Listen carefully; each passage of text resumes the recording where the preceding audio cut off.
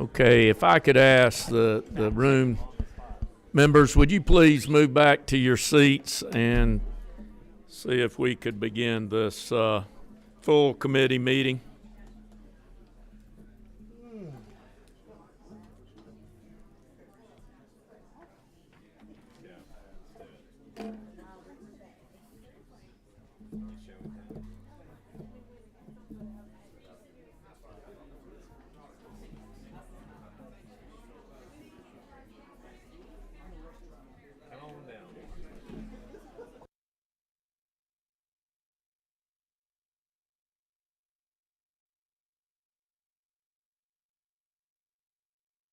I'm on the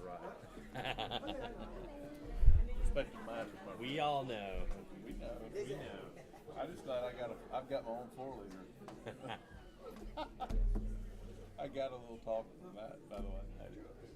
No, it's fine. It's just funny. It's funny. They're like, you don't have Okay, representatives, thank y'all very much for coming. Visitors, thank you for being here and showing up presently at the meeting. I do believe we also have this, as you've seen on the media, but do appreciate you being here. In full committee, we're going to hear two bills that were discussed this morning in our subcommittees. It is 1384 and 1036. So just the last two bills in the last two subcommittee meetings that we have. And Representative Howard, can I ask you to open us in prayer? Let us pray. God, we're grateful to you now for another day, and we thank you for this opportunity to impact our community. Thank you for this committee. Thank you for our leadership. Pray now for wise decisions, and we could use this time to not express our will, but your will. It's in your son's name we pray. Amen. Thank you very much. All right, representatives, on this committee day, thank y'all again for being here. We had some spirited discussion here this morning in both subcommittees, and chairs of those committee, thank you for your efforts and work as we're trying to get the people's work done down here. We will open up here with 1384. Representative Cox, we will give you the podium down there at the table. And if you would, as you get down there, read us your LC number off so we're sure to be tracking the correct one, please. Thank you, Chairman. House Bill 1384, which is LC 491787. Okay, that works. The floor is yours. Okay. At its essence, the goal of this bill is to increase the number of leave days allowable for use as personal days for teachers and other school personnel, while, key part here, not increasing the total number of days of leave granted to a school year. Currently, accrual happens at 1.256 days per working month per year, just as a note. Also, you're allowed a maximum of 3 of those personal leaves during the school year. This proposal increases the number of permissible personal days from 3 to 5. So we're basically going from 3 to 5 days. And I yield for any questions.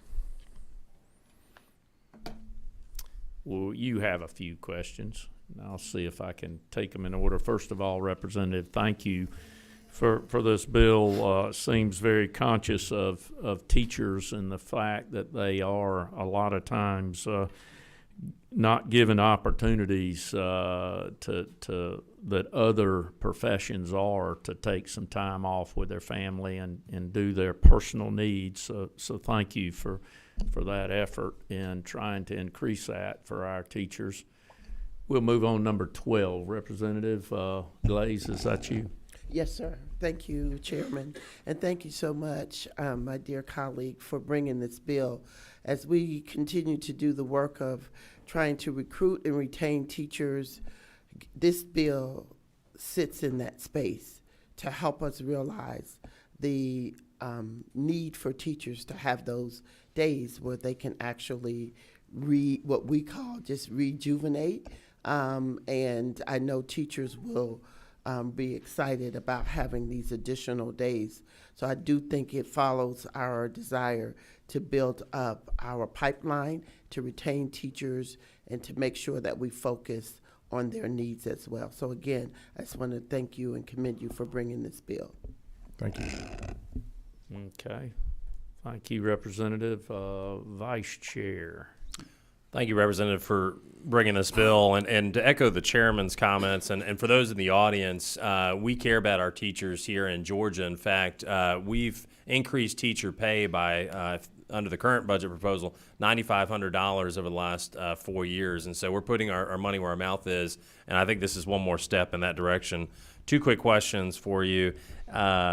Is sick leave, can you accumulate it year over year? Meaning, does it expire at the end of the year, or does it roll over? I'm seeing some nodding. Yeah. It's an accumulation. Okay, yeah. so it rolls over year over year. Correct. So, Okay. so this just allows us to take some of those sick and go into personal, which we should be doing anyway. And is there a cost to the bill? So say I've got a teacher taking 2 more days. It's same amount of total days, so there's no additional cost. The question in subcommittee was, is there additional cost as it relates to What a hire the sub, substitute? yeah. But you would have the substitute anyway, so that, you know, when we're looking at data points and you look at days off, hopefully we're looking at what those costs associated when people are out anyway, but there should be no additional cost from how it's set, just that it's 2 days going to personal. Got To it. Thank you. Yes.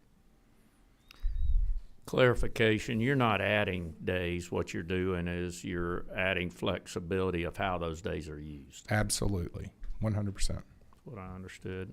Seeing no more questions, what's the will of the board? Mr. Chairman, I'd like to make a motion to pass. We have a motion and a second on this bill. No discussion here. All in favor say aye. Aye. All opposed, like sign. Representative, your bill passes, and good luck with it. Thank you. Move it on, please. Okay, in the knowing that we've got a hard stop at 11 o'clock, gives us a little over 30 minutes here for discussion. Representative Daniel, we'll ask you to come up and read your LC number for 1036, please. Thank you, Mr. Chairman. It's LC 491819S. Great, that's what we got. You have the floor. Thank you. As I just recently explained, I don't know if any of y'all are new. Representative Cox, were you already in here when I explained my bill? Okay, so I will explain it for you. I'll give you the quick since we've got a cutoff time. But what this does is it, 9th through 12th grade, it would teach the development of a pregnancy, and it also has the ability to teach comorbidities that we're seeing in the maternal mortality crisis, and in an effort to lower both the infant mortality and the maternal mortality issues in the state. Does not include sexual intercourse. We made that clear. It's not taught in sex ed. And I'll take any of your questions that you have. Okay. Mr. Chairman, do I need to explain again, or? It would be, do a brief summary just Okay. for the others, just to Okay. cover the high points. I think Cover that's important, all. not only for the audience, but for. Okay. Okay. So, as I was explaining, it teaches 9th through 12th graders the aspects of human development during pregnancy and about common comorbidities seen in the maternal mortality crisis through partnership with DPH and DOE. So, 2 of our departments would be creating this curriculum, if you will. It does not create a new course. It just simply adds some guidelines to be taught in the health standards as they are. Cost should be minimal. It's pretty easy to make a PDF to distribute this information, and the video requirements can easily be found for free online. And one of the things that the impetus for this is the maternal mortality review report actually found that over 60% of women that die of these issues had a high school diploma or less. And so if we are going to get this information in their hands, the high school is our opportunity. It is not about teen pregnancy or anything like that. It is simply a proactive measure. It is a first of its kind measure Other countries have taught maternal health in an effort to help their rates, and it has proved beneficial. But the U.S. thus far has not, and so this could very well be a blueprint for other states to follow, and is something that is outside the box, and I'm excited about. And I will take any questions. Okay. We do have a couple of questions. Number 15, Representative Carter. Thank you, Chairman. Okay. Again, I think it's something that should be taught. So first, you said that there's no cost, or we minimal, because they can get the PDFs from somewhere. Where is the somewhere that you're anticipating they're going to get the teaching, and what is the foundation, and where is that information? Yeah, where is that coming from? DOE and DPH. Okay, so but this is something that hasn't been taught, right? You're saying this is something that's not being taught currently in our schools, is not going to be in conjunction with sex education, which I'm still kind of grappling about if we're really concerned about the health of the woman and the baby. I think it's important for a young person, if that's our target, to understand how they get pregnant. But you don't want to have that conversation. So, but back to DOE currently is not teaching this. So where is DOE going to be getting this information from that's going to be a PDF that's not going to cost anything? From DPH. So they already have a lot of this information in terms of what the issues are and how to prevent them. And simply, I mean, the biggest issue that women have is the lack of knowledge. And I would say even further, the bigger issue that we have with parents in general, so this would apply to males and females, is a lot of times men don't know how to support their partner because they don't know the symptoms of what's going on or when to seek help. And so that's what this bill does. This bill has nothing to do with sex ed. It doesn't pertain to how you get pregnant. It simply helps the issue at hand, which is maternal and infant mortality. I hear you, but I just think if we're really wanting to protect women and children, and if education is the key, right? So if me being healthy when I'm pregnant, I know that's going to affect the baby, but wouldn't it be wiser to understand before I got pregnant that there are certain things that I need to be mindful of? I really am grappling with how do you separate that? You know, I've had 3 babies, but I'm really trying to understand it, because I do know the importance of it, and someone who is very grateful that we had great medical people when we were delivering. But I'm just trying to understand that, and you're saying, and I guess because you're saying that Representative Carter, it hasn't we been need a taught. question. You obviously aren't going to understand it because you've said it a few times. Yeah, but I want to know where the information and what we're teaching, because we're about to approve. You want us to approve something, and you have, what is the course, the study of pregnancy, and then you have the verbiage around. Where did I see that? Make sure I'm looking at the right bill. Let me move on. We'll come Okay. back, Ms. Carter. Let's go, Representative Wade. Thank you, Chairman. Thank you to the author. Just want to clarify this.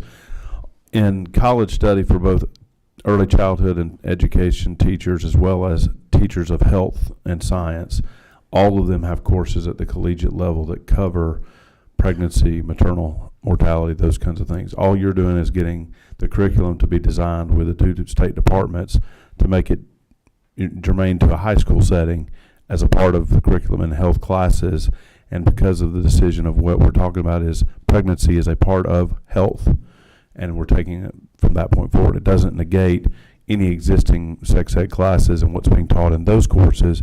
This is just a proper place, and that's why you've made the decision to work with DPH and DOE to put it in the health courses. Is that correct? That is correct. All right, and you earlier in subcommittee are amenable for a amendment to start this in August 1st of 2025. Is that correct? Correct. Mr. Chair, at the appropriate time. Okay.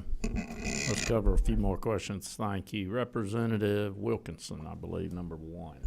that's quick. And this may be DOE on this one, but I just thank you for bringing this bill. I just want to make sure this is dealing with maternal mortality, right? Is that your ultimate goal? Yes, and infant mortality. Infant mortality. Is there a reason then why lines 18 through 24 in there? I think that's probably the part that's causing some heartburn, because we're going to talk about what happens after you get pregnant to the representative's point, but we're not going to talk about how you got there in the first place. It's like open a book up in the middle of the book and trying to figure out how we got where we are. So is there a reason we have to keep 18 to 24 in there?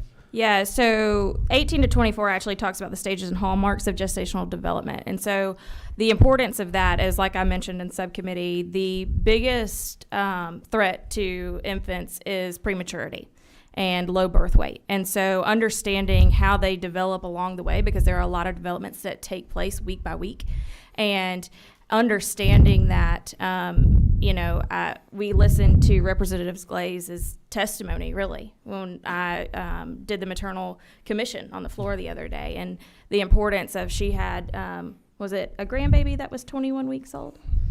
There's a lot of things that parents aren't prepared for if their child comes out early. And so understanding how a child develops along the way is vital. I mean, if they come out, so I'll give you the example. My son was 2 months early. And even though he was my fourth child, I did not recognize that his brain, his lungs, they were not fully developed. And so there were things he needed in that 2 months that were still developing. In the same way he was developing in the uterus, he had to go through those processes out here as well.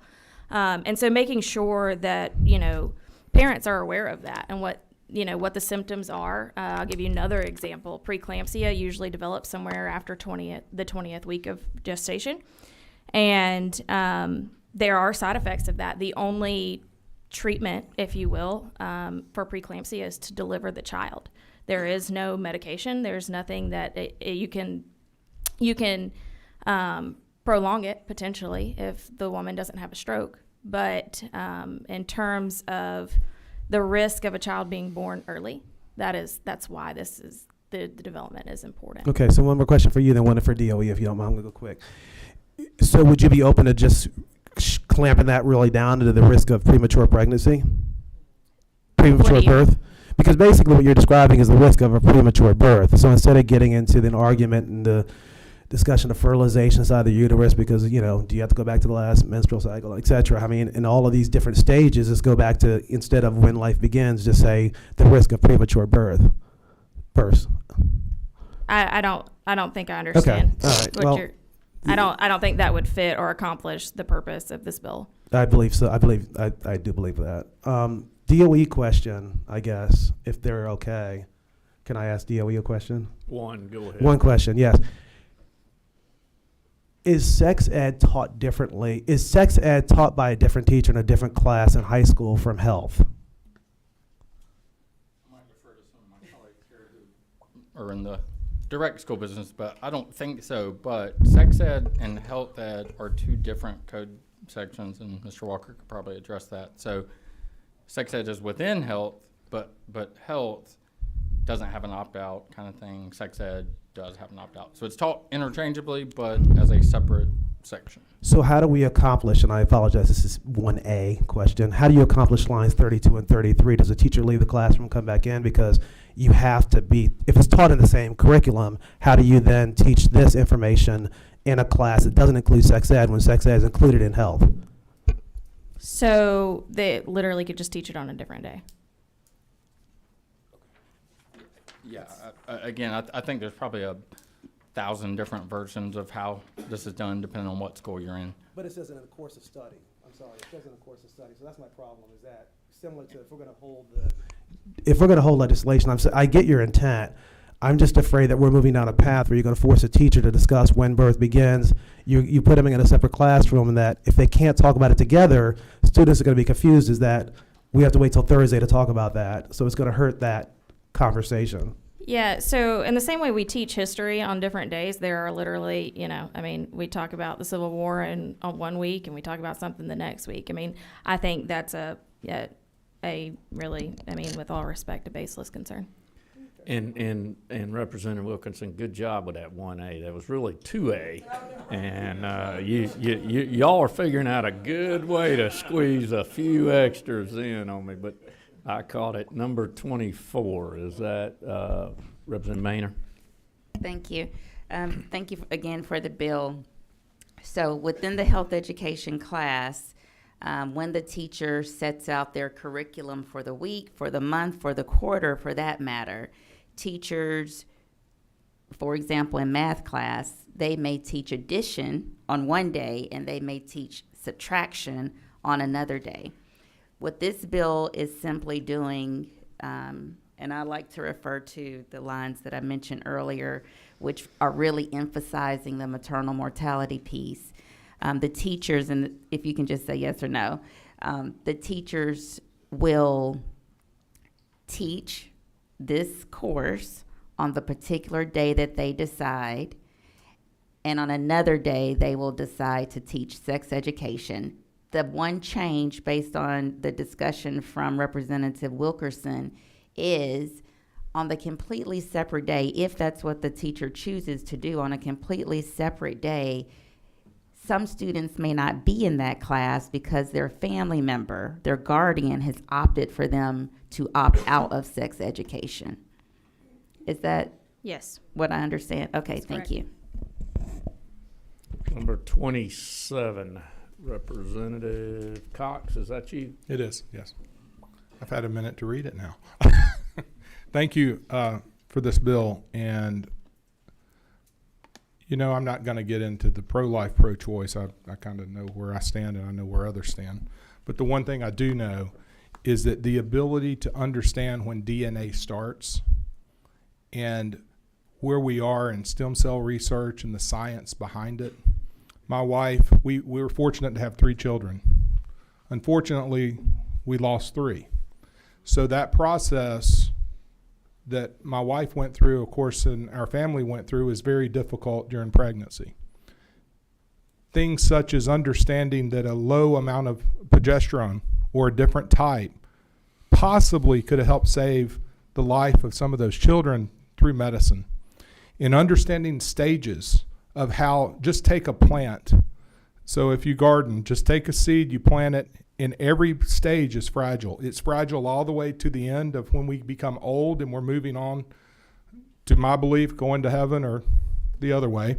But it's important as individuals that we understand the stages of, I won't use the word life, but let's just use the word DNA. God created us with our own unique DNA. In this process, in understanding within the school system at 9 through 12, when someone can get pregnant, is very important for the life of that child. But I want to thank you for what you're doing. Keep standing strong, and I'm with you. Thank you. Representative Glaze, I believe, are you 12? Yes, sir. Thank you so much, Chairman. What I've heard as I sat back and listened is that there is a concern of talking about conception and maybe that violating maybe somebody's beliefs. But here on line 34 and 35, we put in a clause that says not to include instruction or utilize any instructional material which addresses sexual intercourse. Would we be more comfortable with adding to that life when that life begins, or that idea that we don't want to talk about when life begins, because we know for sure that that's going to be an issue. So is that something that we might want to include? Is that just like we're talking about, we won't talk about sexual intercourse, we won't talk about conception. Is that reasonable to add into line 35, 34 and 35? So what I will say to that is that in this, we discuss whether or not to do it at conception or post-fertilization, after fertilization. And so that is how this bill is written. It does not address conception. It addresses everything after conception. And I agree with that, but it does not include sexual intercourse. So That's what I thought, because you were clear about that. Can we also just be clear about conception, just adding the word to that, otherwise deals with, which addresses or otherwise deals with sexual intercourse or conception? So what I will also caution is our standard thus far in Georgia has been that we give deference to the local school systems.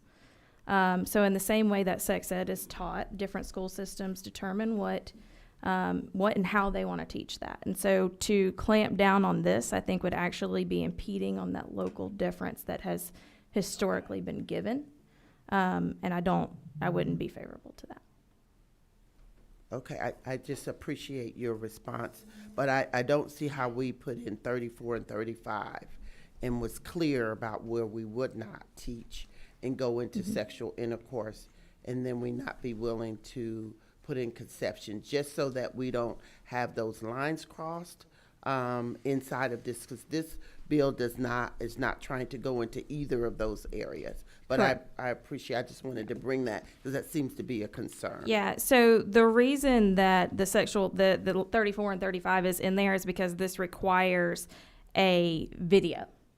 And so if that line is not in there, that would open up the ability to show pornography, which is obviously not something we want in our education system. And so that is why that line is there. It is not for any other purpose.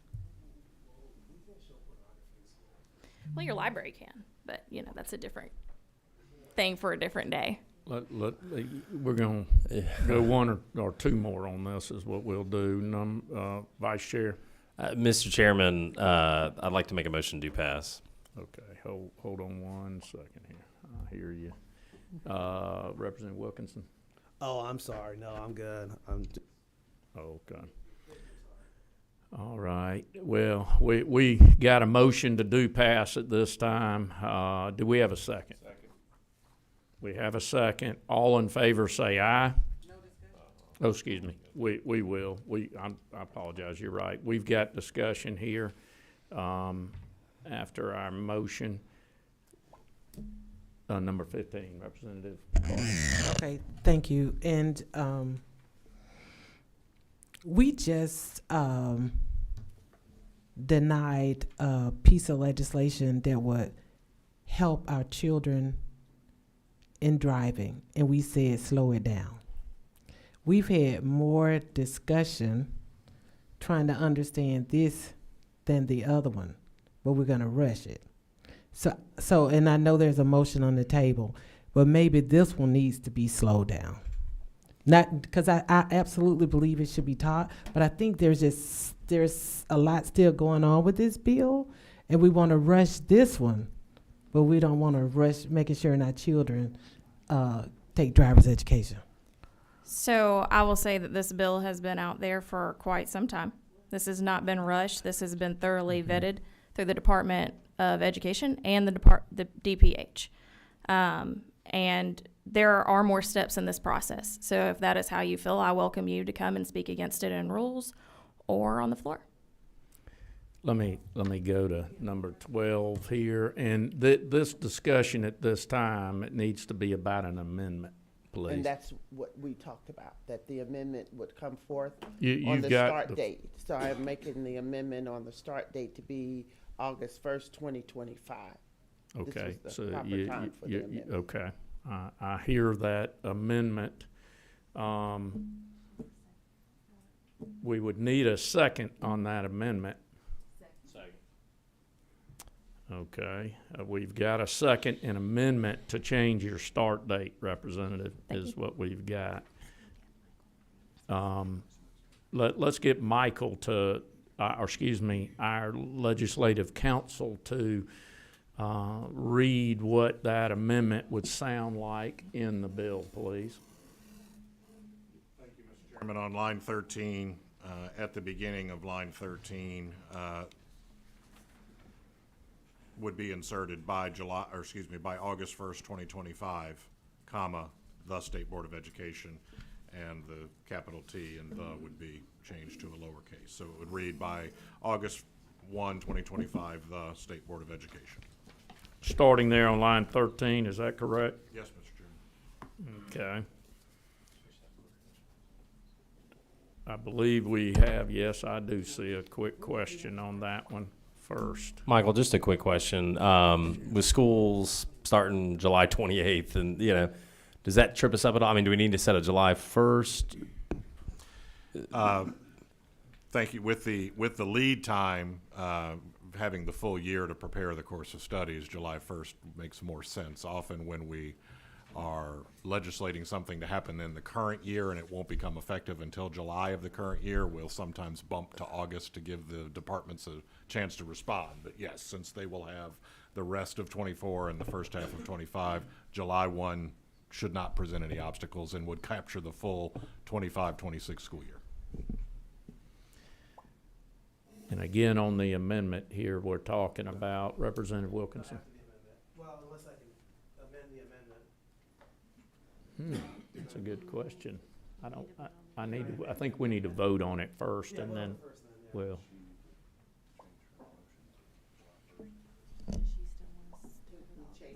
July 1st. Go ahead and state it into the microphone Okay. for us. So we'll change that amendment to July 1st, 2026. 25, I'm sorry. 25. Okay, are we clear as a committee on the amendment, then the change to the amendment? Okay, let's vote on that then if we can. We're voting on the amendment is what you're voting on, to change to the date stated. All in favor, say aye. Aye. All opposed, like sign? Okay. One? No, I'm staying. Okay, okay. All right, now, Representative, before we vote on this bill, Wilkinson. Thank you. I would like to propose a friendly amendment. Strike lines 18 through 24.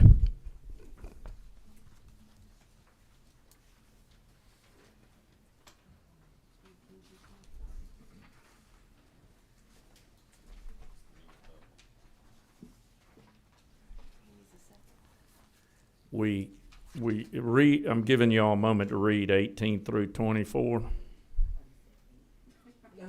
He's 18. 18 through 24, I apologize.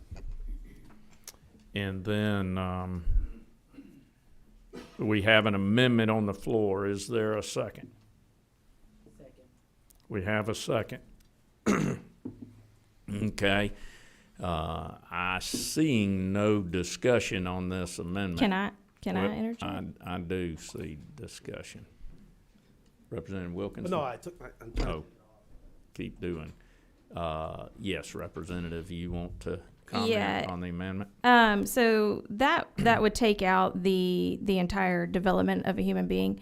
And I think I've already explained the danger of that, and the fact that you would offer that amendment is quite concerning to me because it seems more politically motivated than protecting the lives of women and their children, which is the purpose of this bill. And so we all know, we've heard a lot about our maternal mortality rate and our infant mortality rate, and both of those matter. And both of those should be represented in this bill. So that is not a friendly amendment. Representative Wilkinson? Thank you, Mr. Chairman. It is not friendly, and it was not friendly. But at the same time, this is not political. We all know this is a very sensitive subject. Everybody's been talking about maternal mortality. We all have different, to the gentleman's comment earlier, perceptions on when life begins. What we're trying to do is get you to the point where you are and not make this a political bill on the floor. So let's be clear about that. This is not political. These are people's lives. So I did text my kids and ask them how it works in real life. Mm-hmm. I have high school children, college-age children. And so what I want to do is prevent teachers from bringing their own personal beliefs into the classroom when life begins, because it may be different. So I just wanted to clarify that this amendment is done to allow us to talk about these stages, but make sure that we try to pull out the political side of it. So I just wanted to say that. Okay, let's keep moving here in this discussion. I'm going to take one more question. We'll vote on the amendment here in a second. Number 22, Representative Ballard. Just again for my clarification on that piece that we're discussing here. if we're talking about infant mortality, and what a woman perhaps does to affect the health of her baby before it is born, is it not important that we keep that in there? Because smoking, for example, taking drugs has an effect on the baby, and is that what we're looking at here to try to help the infant mortality rate by showing what that damage can be? Is that kind of the intent of that? Yes, so that's something that's also in the maternal mortality and the infant mortality review reports, is that drug usage during pregnancy, or a lack of perinatal care in terms of whether or not people show up for routine visits, and different genetic abnormalities present themselves. I mean, there's a slew of things that this catches, and so to take that out would fundamentally be not appropriate. Thank you. And I'm going to go ahead and call the question here. We've got a couple other lights blinking, but we're going to call the question on the amendment. Now, what we are voting on is the amendment to remove lines 18 through 24 from this bill. So I'm going to ask for that amendment, and all in favor, say aye. Aye. All opposed, like sign. We're going to do a hand count. All in favor, raise your right hand.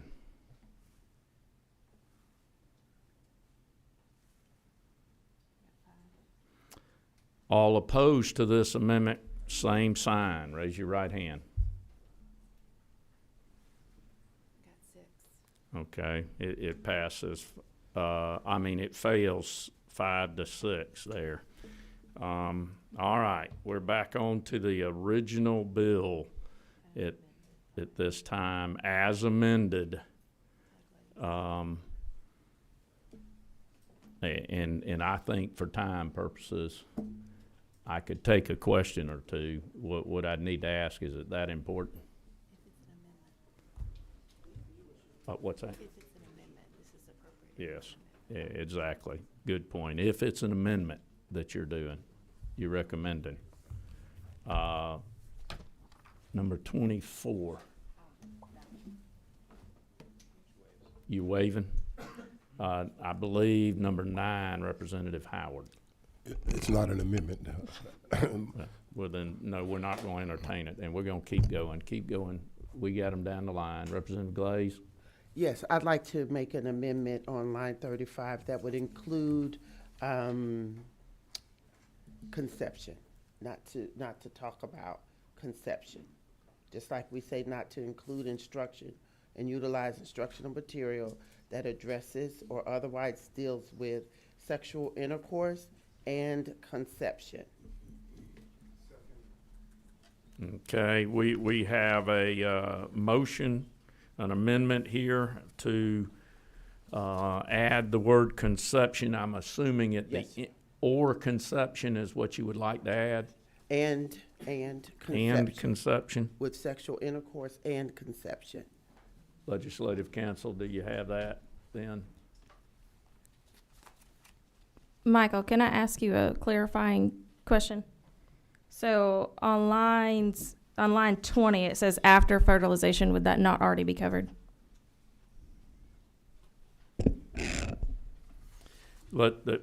Read that last sentence to me with the and conception, so we're hearing it. Mr. Chairman, with the proposed amendment, the final division, starting at line 34, would provide that the course of study shall not include instruction or utilize any instructional material which addresses or otherwise deals with sexual intercourse. The proposed amendment is and conception. I would have drafted it or conception, but Or. yeah. So Okay. that would suggest that neither subject could be included in the instructional would that, instructional materials. That's perfect. Or, okay, all right. So I'd like We've to got a amend- motion and a second. What's that? That's fine.